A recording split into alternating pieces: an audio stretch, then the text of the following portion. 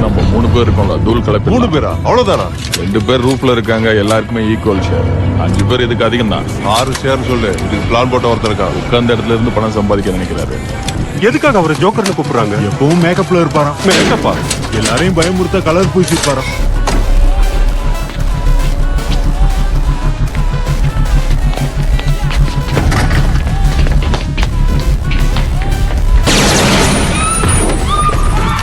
எல்லாரும் கைய மேல தூக்குங்க. இங்க பாரு வேடிக்கையா, அலாரம் அடிச்சு ஏதோ பிரைவேட் நம்பருக்கு போகுது. அதால ஏதாவது ப்ராப்ளமா? இல்ல எல்லாம் கிரிமினல்ஸ் பணம். எதுக்கு ஜோக்கர் இந்த பேங்க் கொள்ளையடிக்க திட்டம் போட்டான்னு தெரியலையே. ஆமா, டோப்பே எங்க? வேலை முடிஞ்சதும் பாஸ் அவன் கதையை முடிக்க சொல்லிட்டாரு. ஏன்னா ஒரு ஷேர் கம்மி ஆகும்ல. என்கிட்ட கூட தான் ஓ வேலை முடிஞ்சது, ஒன்ன போட்டு தள்ள சொன்னாங்க. என்ன சொல்ற? பணத்தெல்லாம் வண்டியில ஏத்துனதும் ஜோக்கர் என்ன கொல்ல சொல்லிப்பானே. இல்ல இல்ல இல்ல இல்ல, நான் அடுத்து கொள்ள வேண்டியது பஸ் டிரைவரை தான். அது சரி, மத்தவங்க எங்க?